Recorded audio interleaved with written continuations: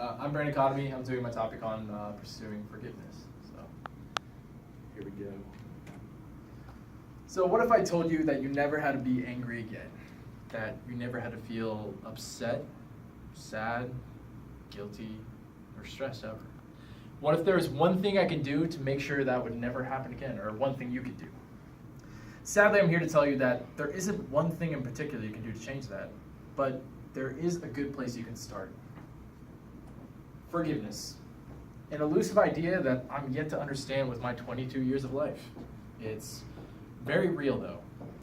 A lot of us make mistakes, some of us more so than others, and I happen to be one of those people, but there is a way of fixing them.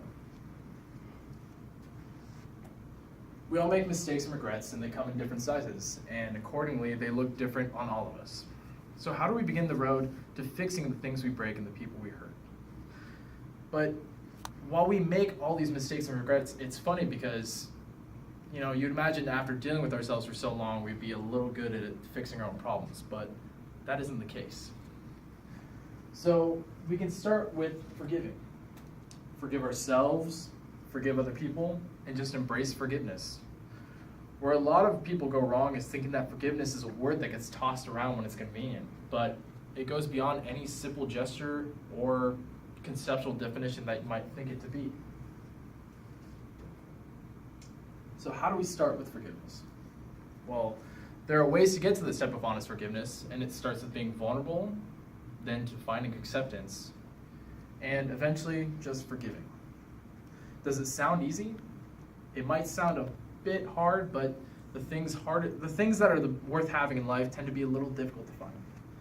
So to start off, I'm going to begin with a personal story, and it starts when I was in high school and a lot of friends were going off to college, and when a lot of your close friends go off, it's kind of hard to keep in touch with them, and especially when you have disagreements, it's hard to fix them because they're so far away. So, of course, I had a disagreement with a friend, and it went unfixed. And since I wasn't in that friend's life anymore, they were having troubles dealing with certain issues and dealing with their homework and their course load and their family, and it did so happen that they started getting into drugs, which led to an Oxycontin addiction. And through this addiction, it led to multiple hospital visits, it led to them dropping major, and it led to all these things. And I'm not stubborn enough to think where I'm directly responsible for that, but like any sane person, I'm going to bear some of that burden. So how do you really forgive yourself after something like that? It's not something that's explained in school or taught to you by your parents. It's really something that you have to figure out on your own. And to this day, I'm still trying to figure out ways to forgive myself and use the steps talked about earlier. But as we go into our speech, maybe you'll see some of the ways that you might apply this to your own problems. So to truly pursue forgiveness, there needs to be a level of honesty involved. Honesty within ourselves, which can be found in the form of vulnerability. We get into this awful habit of putting up walls between us and other people, thinking that it's going to keep other people out. But what we don't realize is that walls tend to keep us in more so than other people out. We're not ever really completely honest about how we feel, because being honest about your emotions is a scary thing. A lot of you might have seen the movie Up, and if you know anything of what the first sequence is like, you get pretty emotional, and I doubt anyone would want to be vulnerable after something like that. Nonetheless, be vulnerable with the people in your life. Vulnerability is strength. It's emotional honest. The only way someone can really forgive you is and accept your forgiveness if it's honest and real. So start there, because those awful or troubling feelings that you might have going on might be shared by someone else. And we already spend enough time being alone, more so than we have to be. Next, it comes to finding acceptance. You think it would be that easy to throw your thumbs up, say I accept you, and boom, acceptance has been established. No, it's not how it works. Acceptance starts when we get over ourselves and when we find a way to open ourselves up to a new possibility. I think in our eyes, there's this version of the world and the way it's supposed to be. And when it doesn't end up going the way that we think it's supposed to, it's hard for us to accept it.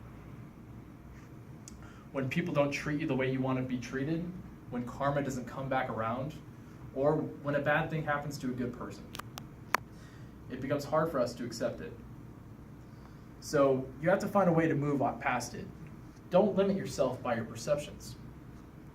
Some days things will go right, and other times they won't. But if you choose to move past it and accept things, you will be one of those things that becomes right in your life. So now here comes the fun part. Forgive. People will be upset with you. Bridges will be burned. Arguments will go unsettled. And mistakes will always be made. That's life. So what am I asking you to do? Move forward. Forgive the people who wronged you.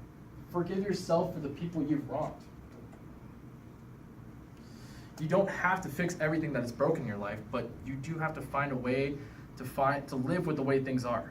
Some things can't be changed, but the things that can be changed won't be fixed with the guilt and stress hanging over your head. So just let it in when you can, and let it out when you have to. And never forget to find your way to forgiveness.